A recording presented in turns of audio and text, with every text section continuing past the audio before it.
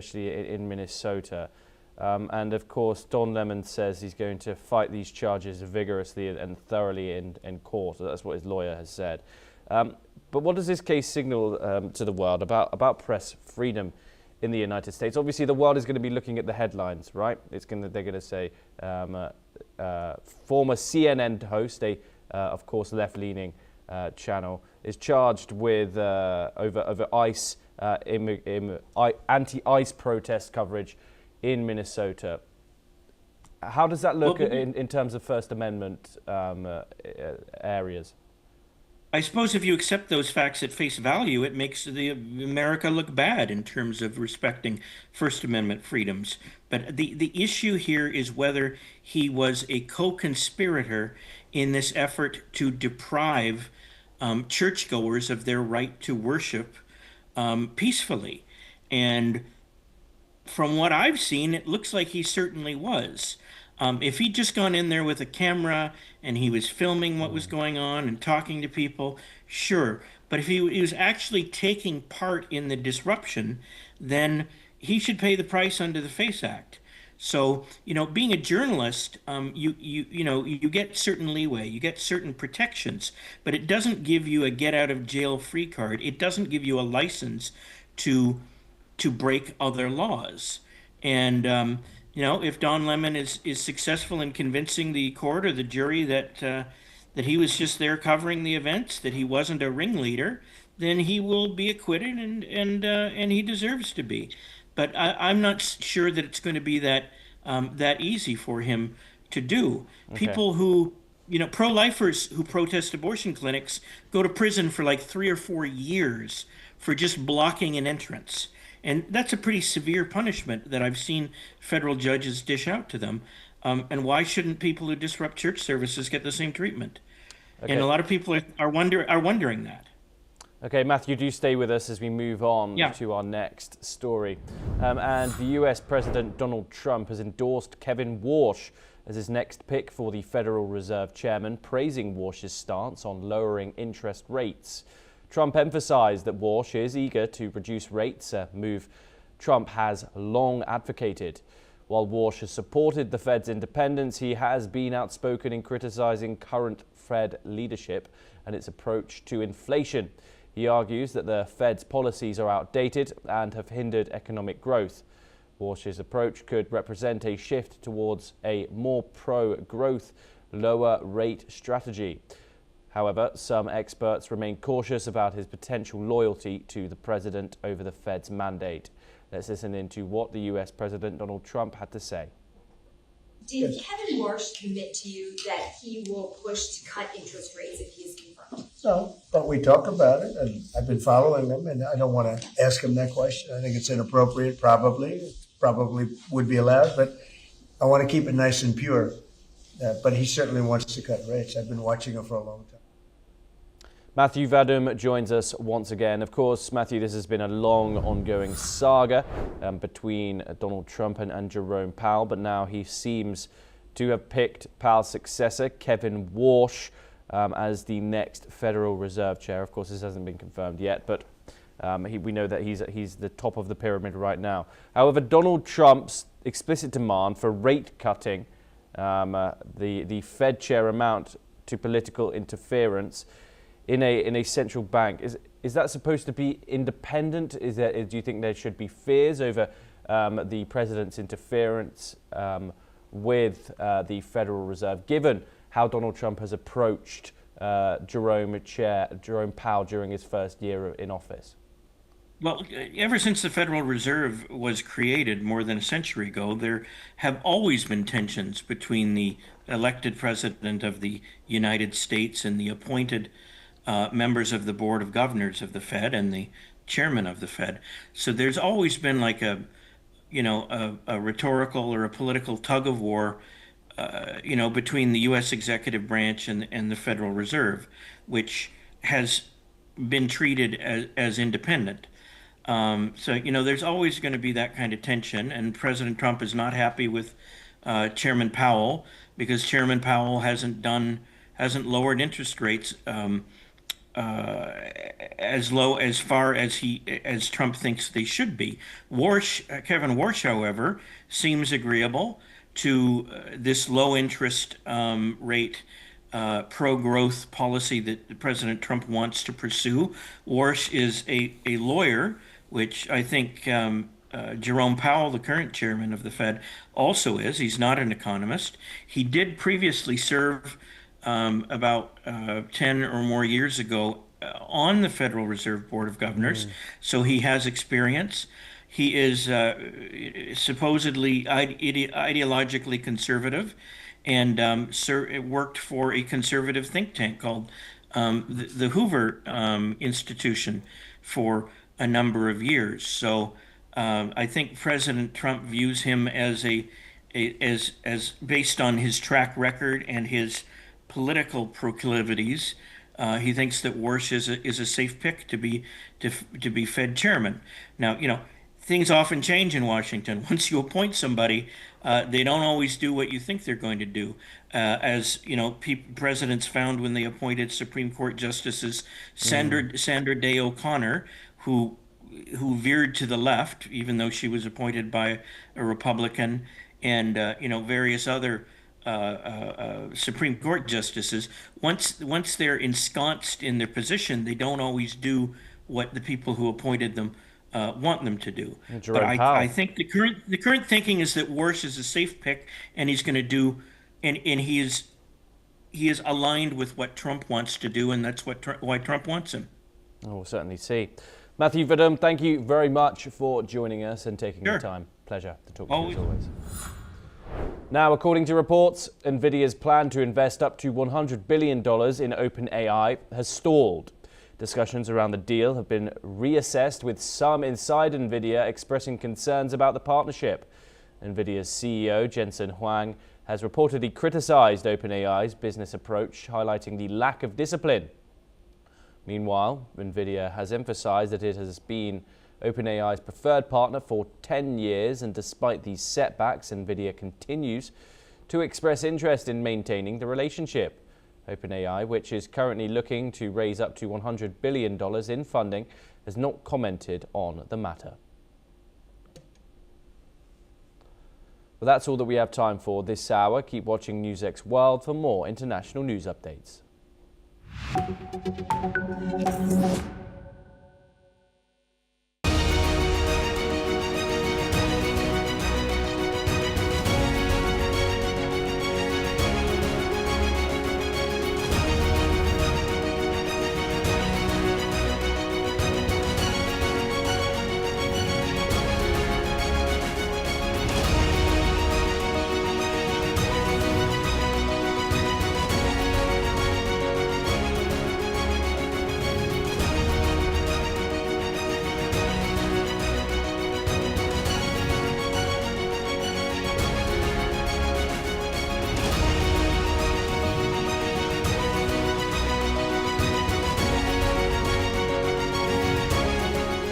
In the midst of this, life persists.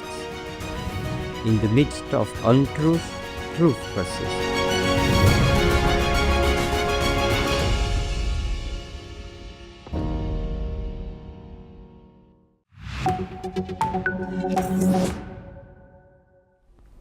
Hello and welcome. I'm Sima Katauka and you're watching the World Report on NewsX World. Let's take a look at the top headlines of this hour.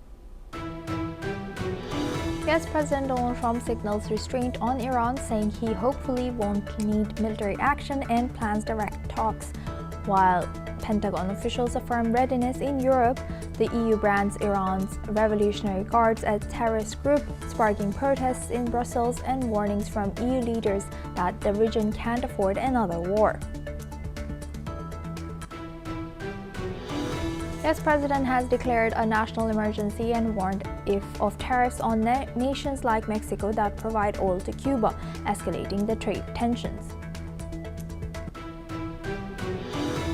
Thailand's reformist politician Nathabon emerges as frontrunner in polls ahead of the February vote, signaling potential shifts in the country's political landscape.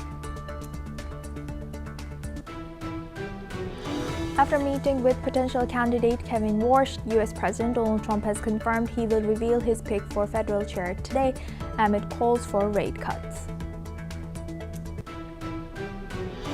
Following U.S. pressure, the ruling aims to shift control over the strategic waterway, marking a significant geopolitical development. China warns to take appropriate measures. U.S. financial markets see extreme volatility as sharp swings in gold and silver equities lead to $9 trillion movement in capitalization. Trump continues trade war with Canada with renewed threats of decertifying Canadian-made aircraft and charge a 50% tariff on those planes.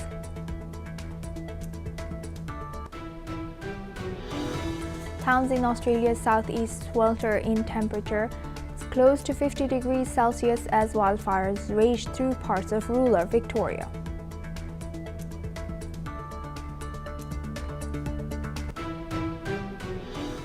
Now for this hour, we start with U.S. President Donald Trump officially nominated Kevin Warsh to succeed Jerome Powell as the chair of the Federal Reserve. Warsh, who is a former Federal Reserve governor, is set to replace Powell, whose term was marked by frequent clashes with President Trump over interest rate policies. President Trump has praised Warsh on his Truth Social, calling him a longtime acquaintance and predicting he would be one of the great Fed chairmen known as an inflation hawk. Warsh has aligned with Trump's push for lower borrowing costs and a smaller balance sheet at the Fed. Following the announcement, the U.S. dollar strengthened and Treasury yields rose while gold and Bitcoin prices dropped. However, Warsh's nomination faces a challenging confirmation process in the Senate, with Republican Senator Thom Tillis vowing to block any Fed nominations until a Justice Department investigation into Powell's handling of central bank renovation is resolved. Warsh was chosen from a short list that included National Economic Council Director Kevin Hassett, Fed Governor Christopher Waller, and BlackRock executive Rick Rader. Now for this, we welcome Mr. David K. Johnston. He's an author and journalist, joins us live from New York. Thank you very much, Mr. Johnston, for joining us. Good to see you. Now, looking at this, why do you think Trump has chosen this particular Mr. Kevin Warsh? Well, I don't know anything about him of any consequence. But what I can assure you is Donald is appointing someone who will do whatever he wants. Donald has made it very clear that he believes that he is all-powerful. He says the only limits on what he does are his own morality. And that, of course, not at all what the American Constitution says, not within a mile of what it limits that it puts on him. But he wants lower interest rates. Trump has been a man throughout his life who's been a borrower, not a saver. Lower interest rates, he believes, will juice the economy. So Jerome Powell, who Trump appointed 10 years ago and whose term ends in May as president of the Fed, not as a member of the board, but as president, has done what he thinks is best for the legal mandate that the Fed have stable currency and full employment. Those two things can be tensions against each other. But whoever Trump was going to pick, I think he made very clear, would be someone who would say, yes, sir, you want lower interest rates, we're going to lower them. The problem with that theory is that the Fed president does not independently determine this. There's a board that sets the two interest rates that are controlled by the Federal Reserve Bank of the United States. So how dangerous is it that, President Trump is pushing someone putting someone who aligns completely with his policies? Oh, I think this is potentially very destabilizing for the U.S. economy and for other countries around the world. We're already seeing, because of Trump's actions, a number of nations have been dumping their dollars, their securities in dollars like American treasuries, treasury bonds, because they're uncertain about what's going on with the United States. And the Chinese have been big beneficiaries of this. They would like to establish the renminbi as the yuan as the world reserve currency. Being the world reserve currency is an enormous, enormous financial benefit to the United States. It's a subsidy to Americans. Trump has no understanding of this whatsoever. All he knows is, I'm all powerful, I will do what I want, when he's really the man behind the curtain in The Wizard of Oz. Right. And then is this Trump's push a strategy to have lower interest and gain some votes as he approaches midterm?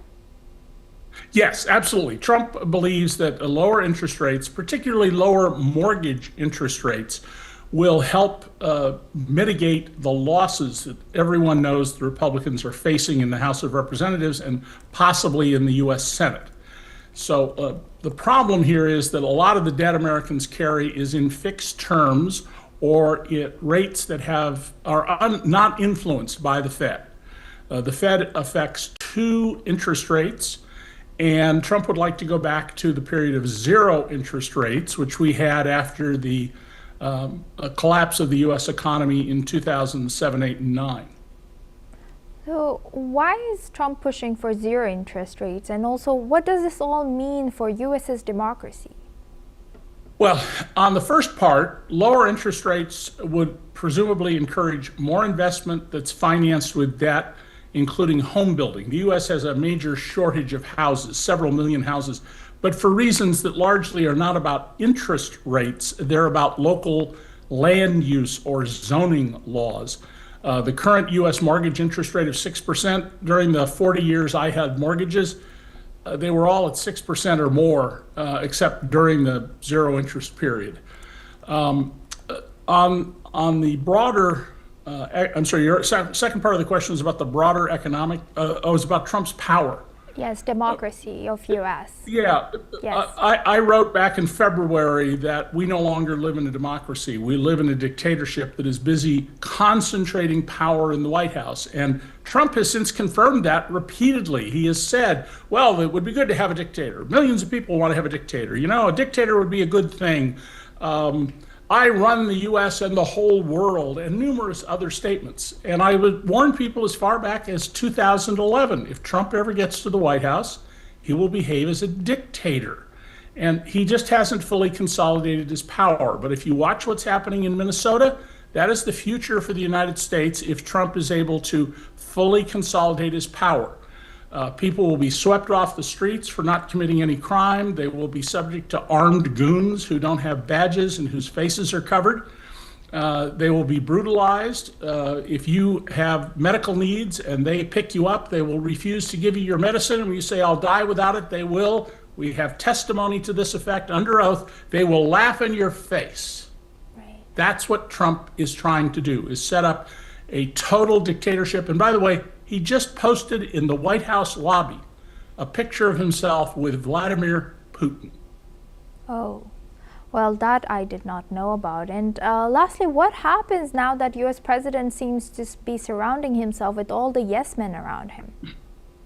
Well, when you're in a position of authority, whether it's my wife, who's the CEO of a large organization, or you are an elected official, you really want to surround yourself with people who will tell you no, people who will challenge what you have to say, people who will say, you know, that crosses a line, it's going to be politically unpopular, it will be counterproductive.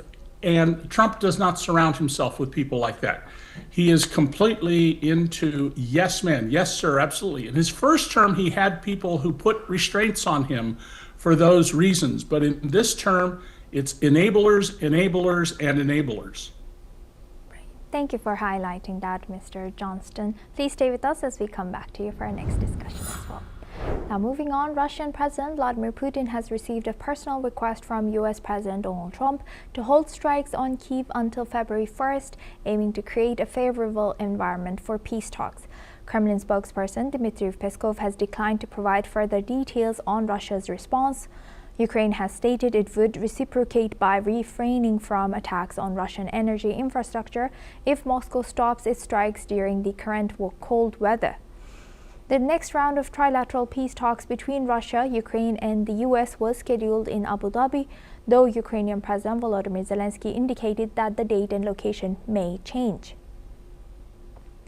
Now, for this discussion, we welcome back Mr. David K. Johnston. He's an author and journalist, joins us live from New York. Thank you very much, Mr. Johnston, for staying with us. Now, again, what is this, request? Why is this coming at this timing? Is this also a part of his strategy, Trump's strategy, to gain back some popularity or votes? Well, first of all, Donald doesn't really have strategies. He lives in the moment. He's not a long-term thinker. He deals with tactics, short-run tactics, not long-run strategy. Asking the Russians to hold off for 3 days, which is what this boils down to, is pretty insignificant.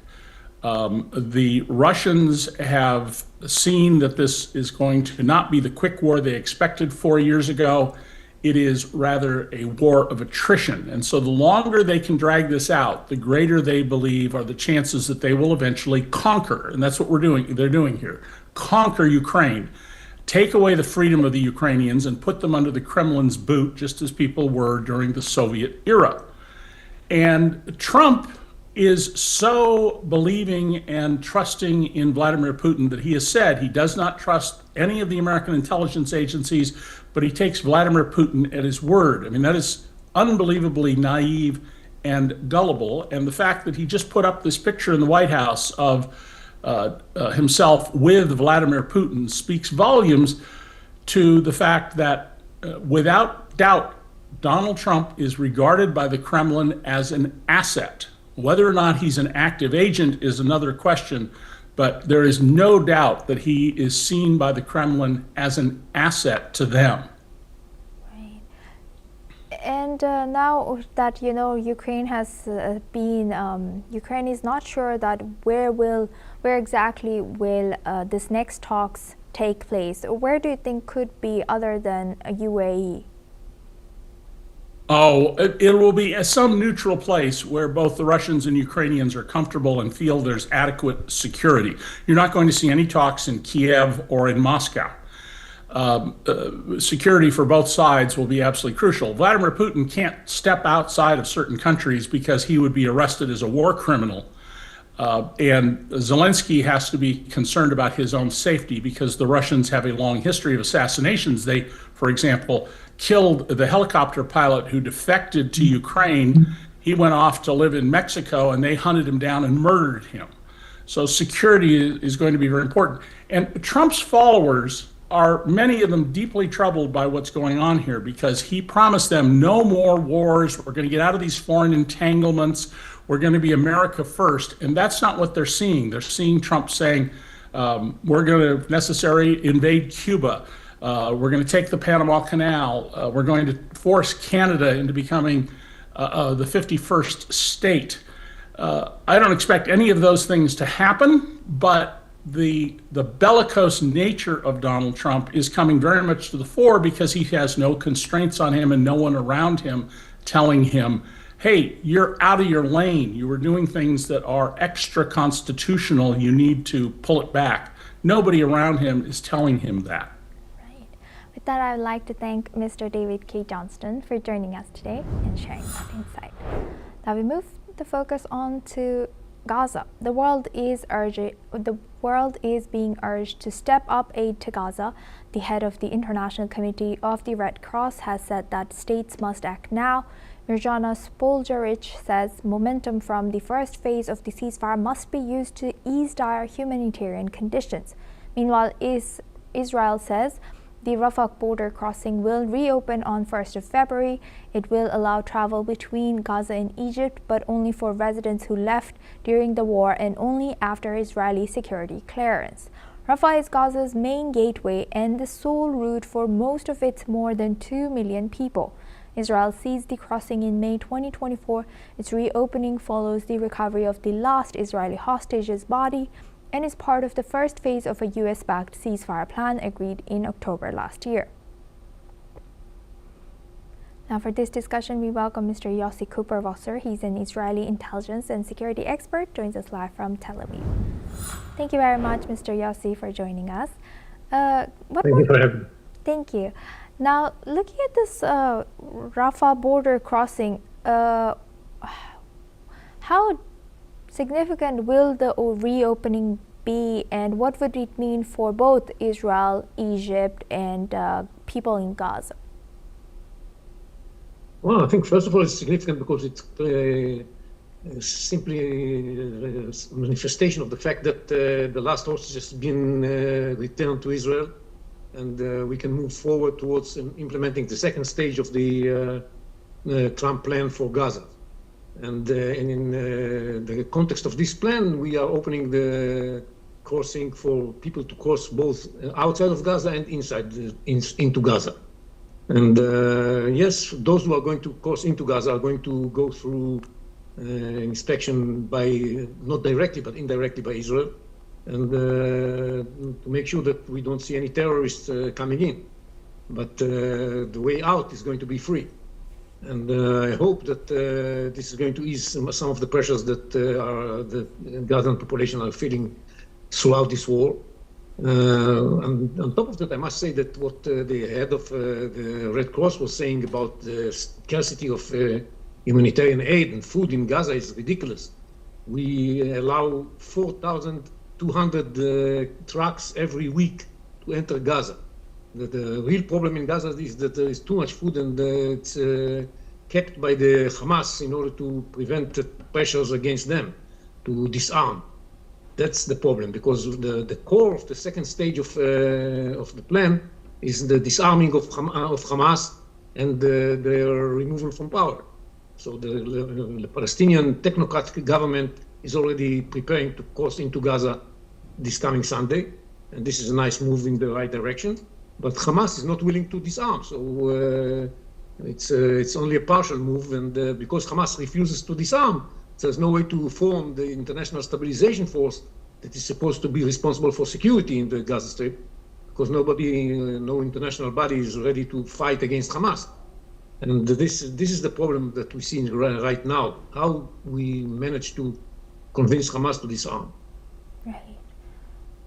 So how will that be possible? Like, what cards does the world have to dismantle Hamas or disarm Hamas? Well, I think there are two leverages that can be put in place.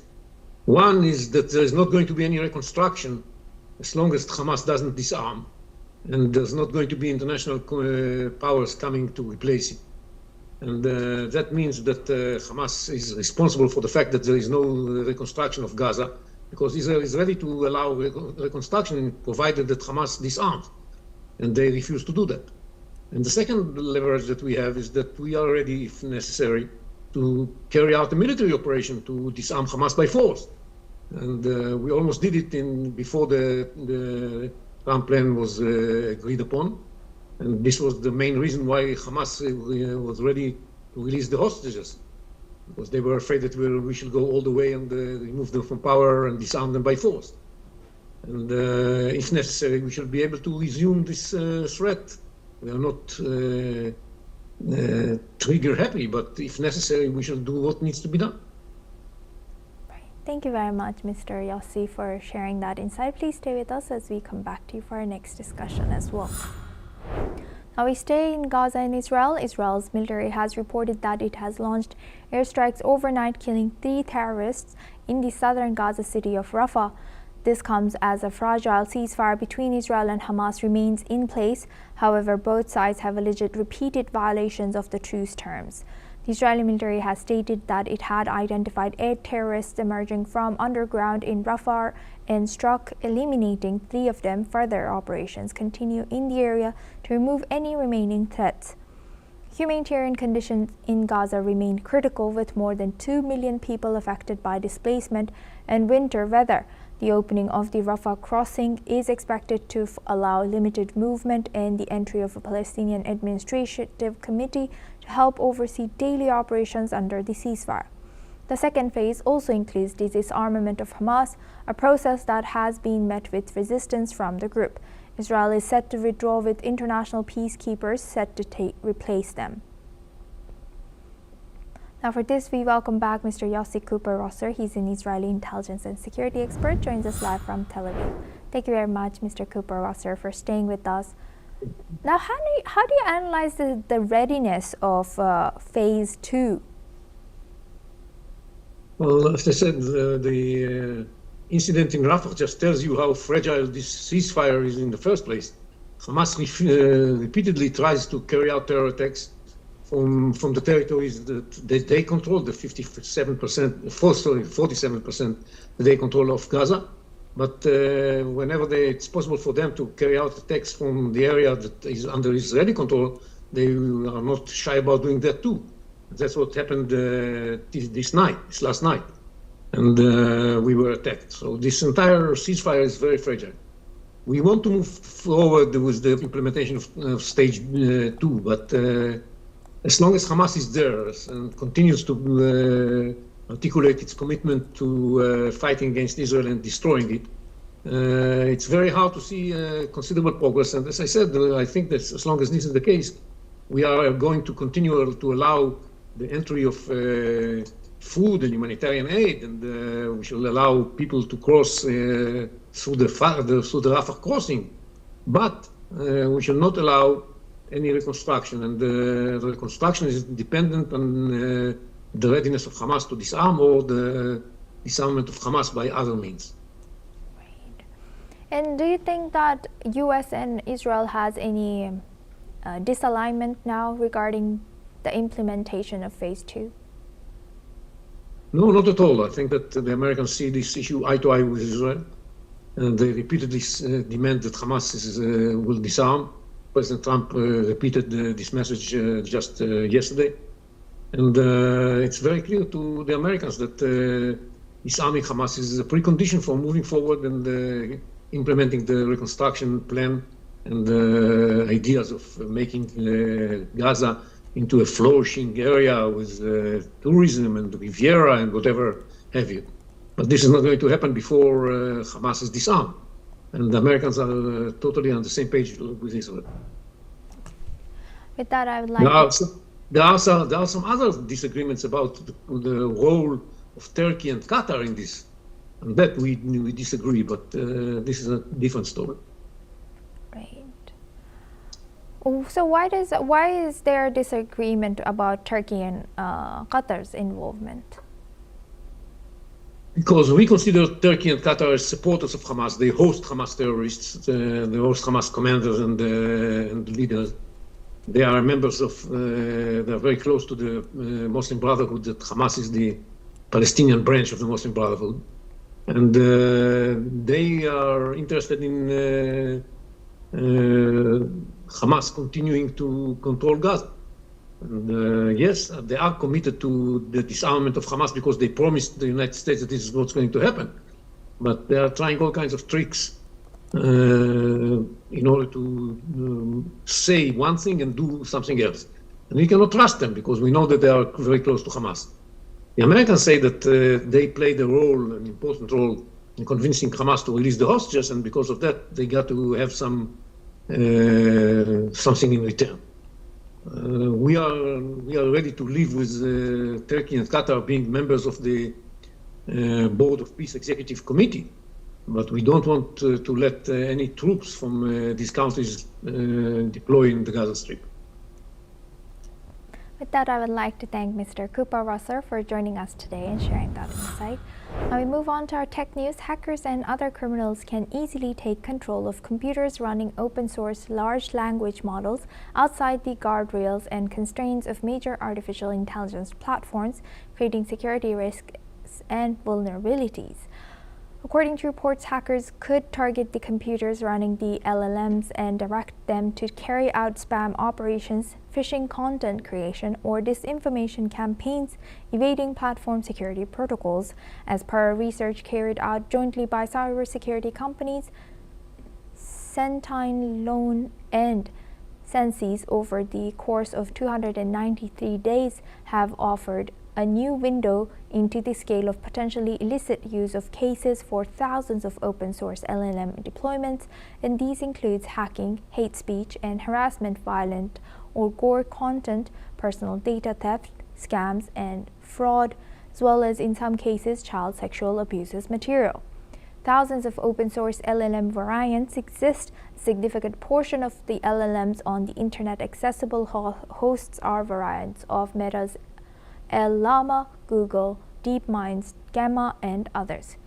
Meanwhile, some of the open-source models include guardrails. The researchers identified hundreds of instances where guardrails were explicitly removed. That's all we have time for. Keep watching NewsX World for more news updates from around the world.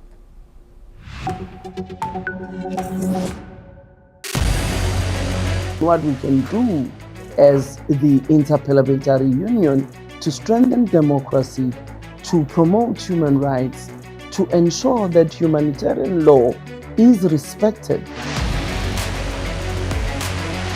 UN Security Council needs a makeover, a comprehensive reform, and India deserves a position there, a role there.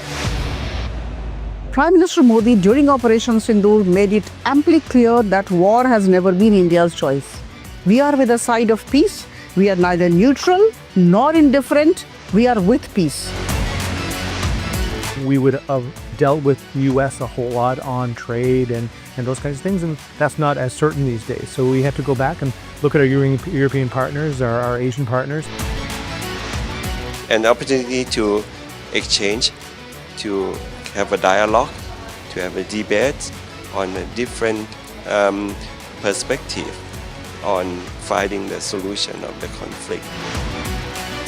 First thing that is important to have a common ground, and that we do have with humanitarian laws and human rights, but also to say, okay, what does it mean for us as a country to act on these laws and how can we work together? When we realize that there's something wrong with democracy, the institutions and policies, values come together and we take stock.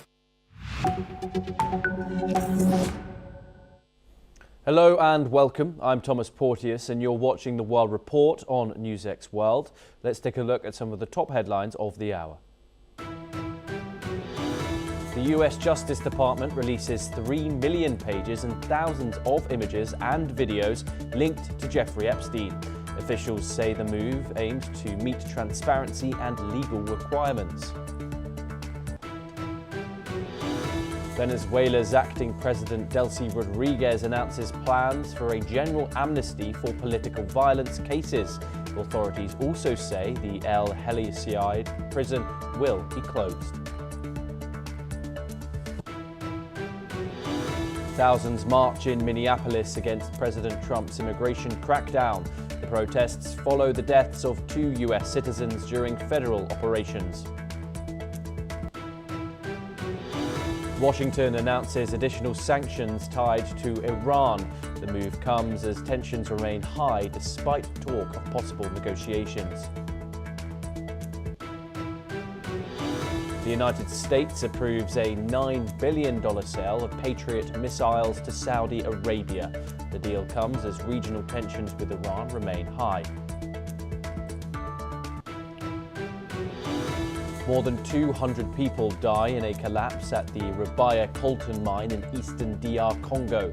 The site produces about 15% of the world's coltan and is held by rebels.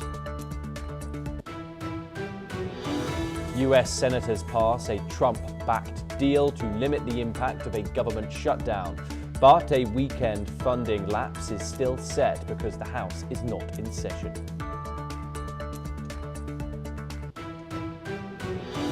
US authorities charge journalist John Lemon with civil rights violations over covering an anti-ICE protest in Minnesota. The case raises fresh questions about press freedom in the US.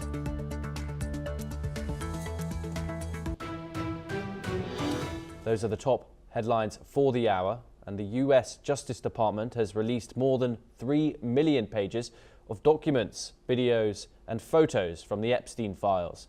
The department has rejected claims that it seeks to protect US President Donald Trump.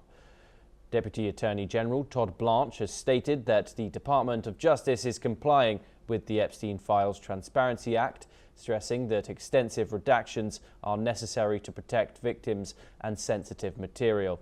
Let's in fact listen in to what Blanche has said. I mean, yes, I can assure that we complied with the statute, we complied with the act, and there is no, we did not protect President Trump. We didn't protect or not protect anybody. I mean, I think that there's a hunger or a thirst for information that I do not think will be satisfied by the review of these documents. And there's nothing I can do about that. Meanwhile, according to media reports, the latest Epstein files release includes a list of allegations against Trump.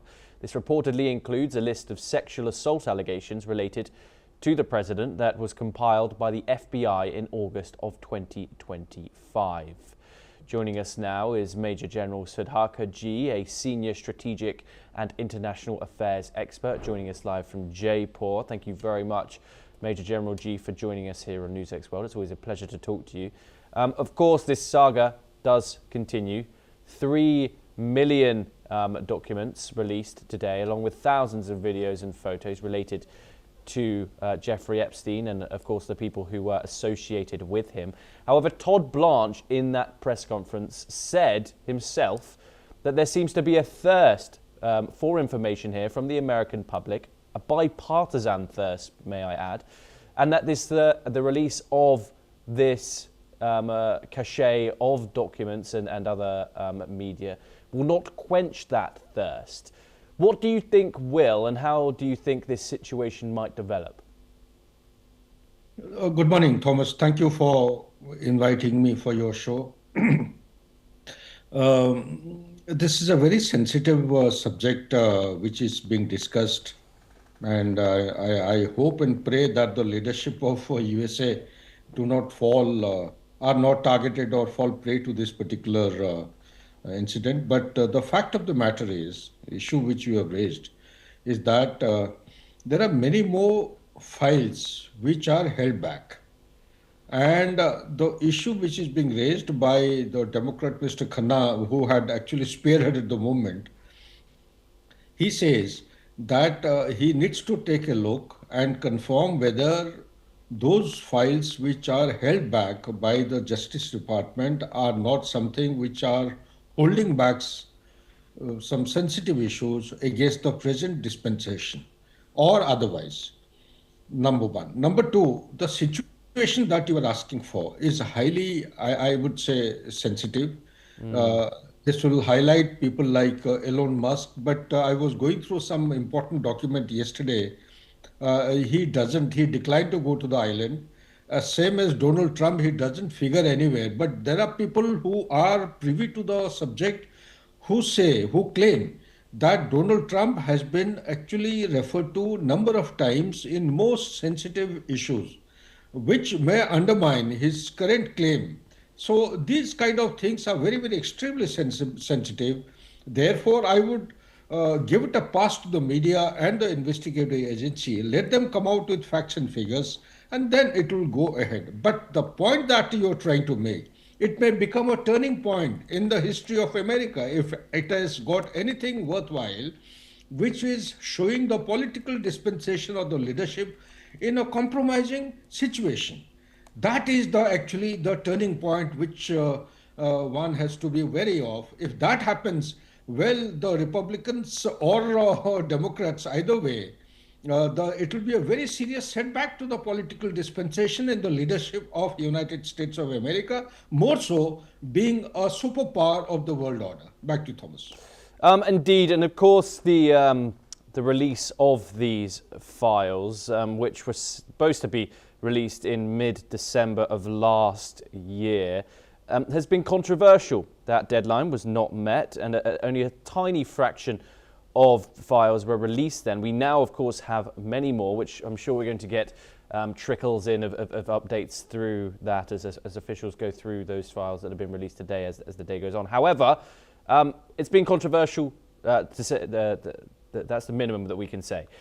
Do you think the DOJ here is pursuing maximum transparency as the law that was passed by Congress said it had to, or is it maximum damage control when it comes to this case? There are multiple parts in your question. First part is I totally agree with you. It's highly, I mean, you have been very modest and restrained in your expression or the language used. It's a very controversial issue. And secondly, about the openness or the transparency. You are spot on.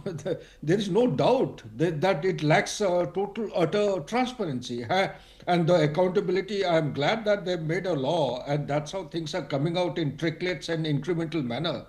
Had it not happened, perhaps the people who are responsible, they would have been having a field day, and this would have become a way of life in USA. So therefore, to say that the transparency is in somewhat it is coming to light, it is being practiced, but I would endorse your point of view in your question that USA has got much more to do to ensure transparency in this case, because it reflects the character of the not the individual but the nation. What does the nation, the leadership want the people of America to follow and comply with? The culture. The culture is going to get vitiated if they do not actually come out openly and ensure transparency in the entire thing. At the moment, to reflect my thoughts in response to your question, I would say it is lacking transparency and accountability. There is a lot of hidden files which are yet to be disclosed or brought to the public notice. Back to you, Thomas. Indeed, and of course, going back to that first release of Epstein files, we saw a controversial move where one photo of Donald Trump was indeed included in there and then suddenly disappeared. The DOJ then apologized, reinstated it, and of course, another hugely controversial thing is the amount of redactions that have gone on. What is not supposed to be redacted is political embarrassment, reputational harm to public figures, or mere association or social contact with Epstein, or the names of powerful people unless tied to a legally protected category. What is supposed to be redacted, of course, is the identification of those victims, which is what we have indeed seen. Donald Trump, this has been a mess when it comes to these released. Of course, the deadline hasn't been reached. We are getting files and files of blacked out pages. We're also, as we saw in that first release, got a image of Donald Trump taken back by the DOJ and then reinstated once the public had noticed it. What does this say about the way that the U.S. administration has handled this? And of course, the American public's quench for further transparency. Absolutely, Thomas. You made a very strong point. Firstly, the way the American administration has handled the thing, there is far from what was being desired or what is actually desired in the society. They are way off the mark nearest the average mark of transparency, accountability, and some kind of, I would say, the rule of law. Such a thing, I have already reflected earlier, that it reflects very poor, inferior quality of character of the nation. And they're trying to hide something which may actually collapse the nation as a superpower. They may become a third world or developing country very soon. They may have military might and the economic might, but coming to the very core value of the human society is going to be totally bankrupt. So under these circumstances, I don't think, in my opinion, that the American government has handled the Epstein file efficiently in an accountable and in a professional manner. They have lacked self-accountability, and I would say they have lacked the very deficiency of the core value of a human being part of this society, progressive and forward-looking society of a developed nation. And therefore, I would say that the country would do well if Donald Trump takes it seriously himself. He needs to introspect, because no matter what the society or the country or the world says, it is he who has to answer that if he was involved in the slightest of some kind of involvement, which would actually indicate compromising the personality of a political leader in such a status, I think, in my opinion, he should put up his papers and apply for resignation. Back to you, Thomas. Okay, Major General G, do stay with us as we move on to our next story. We stay in the United States for it, and protesters across the US gathered for a nationwide strike against US Immigration and Customs Enforcement, otherwise known as ICE, and President Donald Trump's immigration policies. In Denver, demonstrators danced and rallied in protest, while thousands took to the streets in Minneapolis following the fatal shootings of 2 US citizens by federal agents. The protests were part of a national shutdown calling for the withdrawal of immigration agents from the state. In other cities like California and New York, students and teachers joined the strike. And according to sources, ICE has expanded the power of its agents to arrest individuals without warrants. The protests and new ICE measures have fueled nationwide outrage over the ongoing immigration crackdown. Let's listen into what some of the protesters had to say. I'm here because I'm an artist and symbols are really important to me. And the symbol of the Statue of Liberty has always been my favorite symbol of America. And what's going on right now with ICE in our city is not who we are. The Liberty's statue is a symbol of light and welcoming to immigrants and opportunity. And going door to door and hunting down people and coming in the night with masks on is not who we are. And this has got... We'll be known as the city that stood up for freedom. We're all together. We love each other. That's why I'm here. It's because I love my city, I love my country, and I love my neighbors. We need to abolish ICE. We need to take back our constitutional rights, our First Amendment, our Second Amendment, all our Fourth Amendment, all our amendments, and we have to impeach everyone from the top down until we have an actual democracy. And I don't know what that looks like yet. I don't think anybody does. But we're waiting for it, we're pushing for it, and we're marching for it. Dr. Satoru Nagao joins us now. He's a fellow at the Hudson Institute and he joins us live from Tokyo. Thank you very much, Dr. Nagao, for joining us here on NewsX World. It's a pleasure to have you. Of course, these protests have been ongoing for weeks now, and they've now spread nationwide, even worldwide, in some circumstances. How badly do these nationwide protests damage the United States' credibility when it lectures other countries about civil rights and liberties? Of course, you can cite Iran as an example, and these protests now have seen 2 people killed. In this case, we need to remember that this is cracking down towards illegal immigrants. So legal or illegal is very important matter, even if immigration is legal in the country. So that's why this is controversial. The cracking down the illegal immigrants create a problem because of the low quality of the work of the ICE.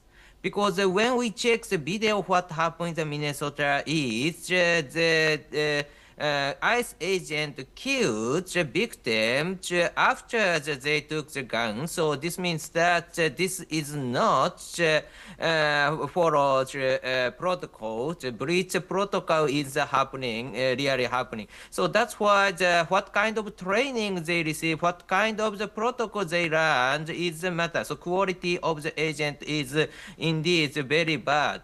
So that's why how to cracking down the ICE itself is a problem.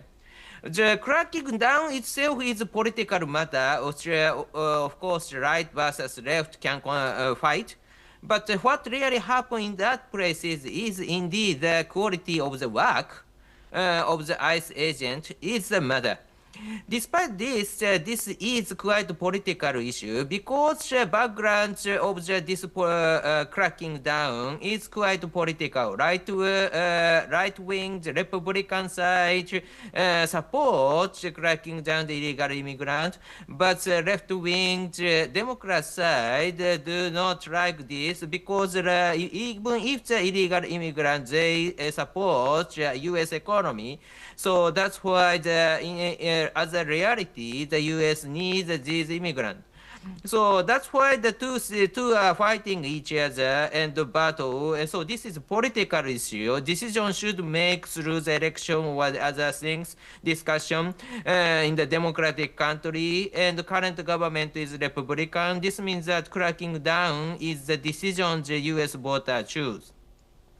So quality of the work is one thing, but political battle is another thing. So we should divide these two in this case, I think. Dr. Nagal, do stay with us as we move on and we head to Latin America for our next story. And Venezuela's interim president, Delcy Rodriguez, has announced a proposed general amnesty law for political prisoners, aiming to address decades of political violence. Rodriguez has also stated that the law could lead to the release of hundreds of political prisoners, covering cases of political violence from 1999 to the present. However, rights groups have said that about 711 political detainees remain in custody, while the government claims hundreds have already been freed. In a related move, she confirmed the notorious El Helicoide prison in Caracas would be repurposed for social services and sport. Let's take a listen in. Quiero anunciar que hemos decidido impulsar una ley de amnistía general que cubra todo el periodo político de violencia política de 1999 al presente. Y encargo que sea una ley que sirva para reparar las heridas que ha dejado la confrontación política, desde la violencia, desde el extremismo, que sirva para reencauzar la justicia en nuestro país y que sirva para reencauzar la convivencia entre los venezolanos y las venezolanas. Quedarán exceptuados de esta ley, tal como lo contempla nuestra Constitución, aquellos procesados o condenados por homicidio, por tráfico de drogas, por corrupción y por violaciones graves a los derechos humanos. Pido entonces. Furthermore, Rodriguez also called for a new justice system to replace the current one, widely criticized for corruption and alignment with the Chavista regime. Let's take a listen in. He decidido convocar a una gran consulta nacional por un nuevo sistema de justicia y pido la colaboración de todos. Esta tarea estará en manos igualmente de la Comisión de la Revolución por la Justicia que preside el vicepresidente sectorial Diosdado Cabello y por el Programa de Convivencia Democrática y para la Paz. Justicia, pido también medidas alternativas al castigo y a la punición para nuestros privados de libertad en el marco de una categorización de los delitos. Joining us now is Major General Sudhakar G, a senior strategic and international affairs expert, joining us once again. Of course, we're now reaching nearly a month since Nicolas Maduro, the toppled president of Venezuela, was captured by United States forces and taken over to New York City to face a courtroom. However, we've seen strange developments when it comes to the government. Delcy Rodriguez, his former vice president, has now taken that role as interim leader. And we've seen her, in some ways, appease the US government in conducting some actions, these being one of them, the release of political prisoners. And now we're seeing her shut down this notorious prison inside the Venezuelan capital, which was notorious for torture, among other human rights abuses. Do you think this is a sign of genuine reconciliation or simply a rebranding of authoritarian rule? Thomas, thank you for getting me back to your show. We need to understand the origin of Venezuela right since Spanish time till date. And the leftist regime took birth, came in a big way in 98 when Chavez became the president. After his death, Maduro. And we know what Maduro has gone through, how he's been subjected to sanctions and lots of restrictions. In a way, he perhaps is one living example. Despite all kinds of international sanctions, he's still became the president based on an election, no matter it might have been corrupted or subjected to a lot of infiltration and malpractices. But the issue remains that there is a way of life which every Venezuelan is used to. There is a way of life. I am actually surprised. Yesterday only I was giving a talk to some international audience. It came out that at one point in time they had 130,000% of the inflation, hyperinflation. So the people, no means am I saying that there is depravity or there is any kind of this thing. They have got debt to GDP ratio is very high. The way of life, living standards are very costly. But at the same time, I personally feel that it has become the kind of a sanctuary of forces which are little away from the democratic norms. This liberal practice is at the moment which Vice President has actually done as per the demands of the America. It is just a temporary measure simply to toe the line. And my assessment, my gut feeling is that Venezuela will bounce back to its erstwhile practice unless they have some meaningful, substantive political leadership who are statesmen-like, who can steer the nation ahead. And for that, it requires sustained America support. And if America doesn't extend support the way they have assured now, then in foreseeable future, things will actually fall flat. They will go back to same kind of a governance which is misruled, mismanaged, full of corruption, etc., etc. This is my take. Back to you, Thomas. And of course, that relationship between Donald Trump and Delcy Rodriguez, it seemed, of course, that the United States was going to be a lot more aggressive when it comes to taking control of Venezuela. However, we haven't seen that, at least not at this stage. How would you assess the way in which the United States has gone about things? Of course, it's made a statement that it's going to control the country along with its oil reserves. It's had those meetings with those US oil leaders, but no visible steps in how it's going to move forward in running the country, as Donald Trump says. You see, first and foremost, I must clarify, in my opinion, whatever America has done against Venezuela on 3rd of January and thereafter, it's not a thing which is to be accepted by the rule of law or by the rules-based international order, because this sets a very wrong precedent. But having done that, you see, the current political dispensation in USA has come under excessive pressure. Not only Venezuela, it's ICE, it is the Epstein file, it is the tariff, and the hearing from Supreme Court is still awaited, handling of immigrants, the price rise taking place despite the claim that economy is improving. I feel that America is heading for recession if it is not handled effectively. So such, and the political science of, I used to talk to people, use a phraseology called as, political civil war. America, whether you accept or not, Thomas, America is going through a political civil war as far as the present state is concerned. What I mean by this phraseology is that within Republican Party, you will have Republicans fighting against the Republicans. Within Democrats, you will have Democrats fighting against the Democrats. And there is also intra and inter, that is Democrats and Republicans will try to bring down each other. Why am I highlighting this point is, very soon there are 25 vacancies, seats which are falling vacant in Senate. Out of that, if I respect my memory, around 9 are Democrats and the rest are Republicans. There are some figures. Now, going by the present trend of popularity of the Republicans, I fear that like in previous couple of months, some of the provinces had gone to election. The Democrats have bounced back with thumping majority. Similar thing may happen. So there is a pressure building up on Donald Trump. Because of this pressure, they are not able to extend the kind of activities and the activity matrix which they are supposed to undertake. It is good that America soft pedals, slows it down.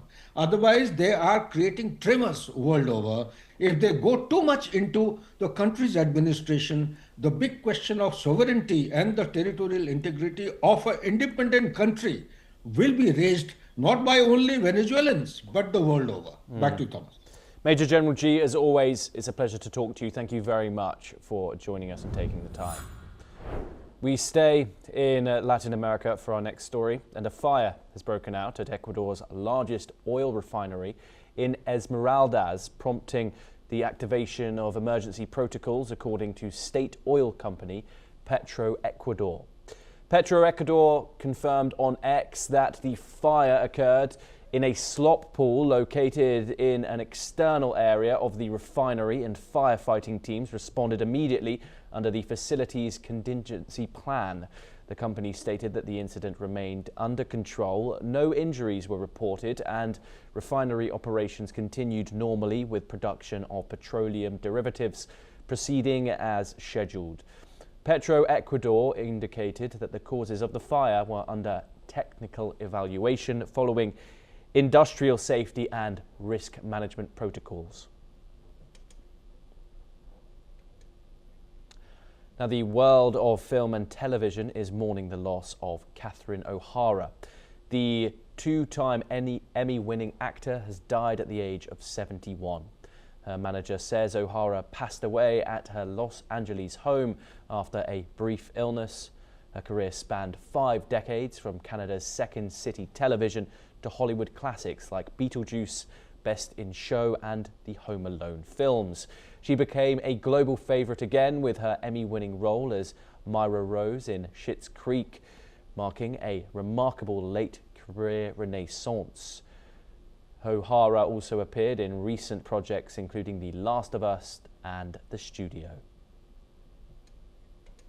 The Walt Disney Company is preparing for a major leadership change. CEO Bob Iger has told associates he plans to step down and pull back from daily management before his contract ends on December the 31st. Disney's board is set to meet next week in Burbank to vote on a successor.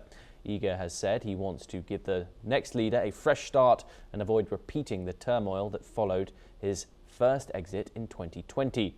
The shortlist has narrowed to 2 internal contenders: Experiences Chief Josh D'Amaro and Entertainment Co-Chair Danielle Walton, with prediction markets strongly favouring D'Amaro. Iger is expected to remain for several months after the announcement to ensure a smooth transition. Well, that's all that we have time for this hour. Keep watching NewsX World for more international news updates.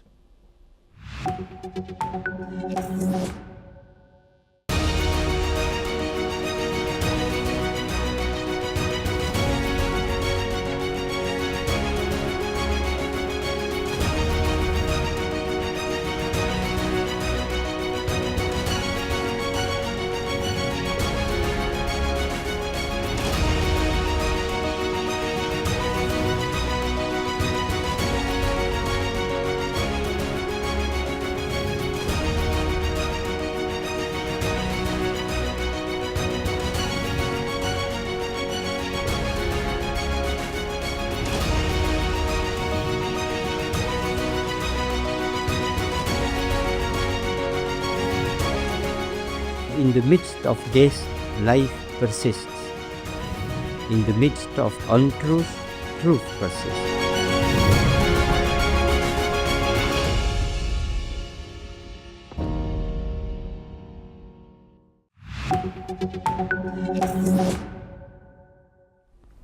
Hello and welcome. I'm Sima Katauka and you're watching the World Report on NewsX World. Let's take a look at the top headlines of this hour.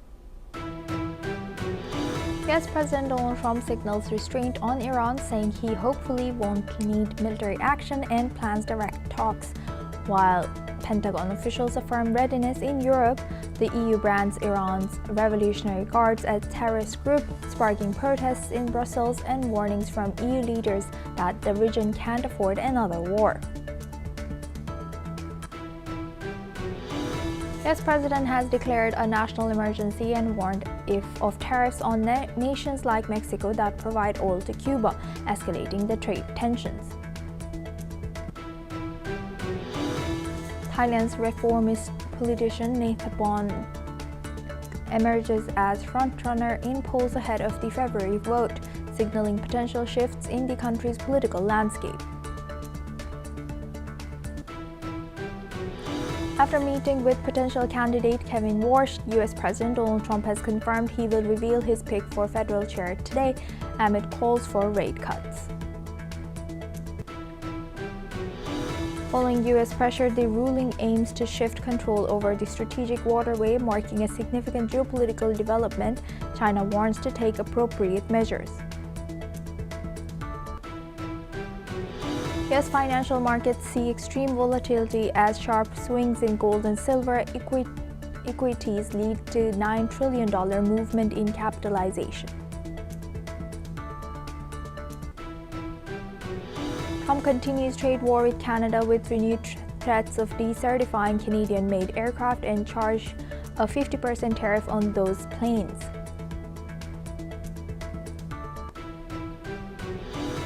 Towns in Australia's southeast swelter in temperature, close to 50 degrees Celsius as wildfires rage through parts of rural Victoria.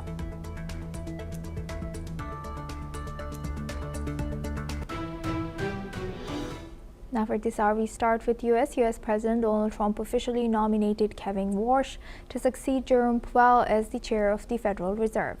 Warsh, who is a former Federal Reserve governor, is set to replace Powell, whose term was marked by frequent clashes with President Trump over interest rate policies.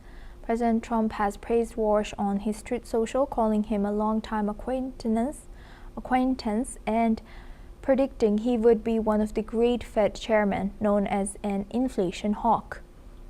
Warsh has aligned with Trump's push for lower borrowing costs and a smaller balance sheet at the Fed. Following the announcement, the U.S. dollar strengthened and Treasury yields rose while gold and Bitcoin prices dropped. However, Warsh's nomination faces a challenging confirmation process in the Senate, with Republican Senator Thom Tillis vowing to block any Fed nominations until a Justice Department investigation into Powell's handling of central bank renovation is resolved. Warsh was chosen from a short list that included National Economic Council Director Kevin Hassett, Fed Governor Christopher Waller, and BlackRock executive Rick Rader. Now for this, we welcome Mr. David K. Johnston. He's an author and journalist, joins us live from New York. Thank you very much, Mr. Johnston, for joining us. Good to see you. Now, looking at this, why do you think Trump has chosen this particular Mr. Kevin Warsh? Well, I don't know anything about him of any consequence. But what I can assure you is Donald is appointing someone who will do whatever he wants. Donald has made it very clear that he believes that he is all-powerful. He says the only limits on what he does are his own morality. And, of course, not at all what the American Constitution says, not within a mile of what it limits that it puts on him. But he wants lower interest rates. Trump has been the man throughout his life who's been a borrower, not a saver. Lower interest rates, he believes, will juice the economy. So Jerome Powell, who Trump appointed 10 years ago and whose term ends in May as president of the Fed, not as a member of the board, but as president, has done what he thinks is best for the legal mandate that the Fed have stable currency and full employment. Those two things can be tensions against each other. But whoever Trump was going to pick, I think he made very clear, would be someone who would say, yes, sir, you want lower interest rates, we're going to lower them. The problem with that theory is that the Fed president does not independently determine this. There's a board that sets the two interest rates that are controlled by the Federal Reserve Bank of the United States. So how dangerous is it that, President Trump is pushing someone putting someone who aligns completely with his policies? Oh, I think this is potentially very destabilizing for the U.S. economy and for other countries around the world. We're already seeing, because of Trump's actions, a number of nations have been dumping their dollars, their securities in dollars like American treasuries, treasury bonds, because they're uncertain about what's going on with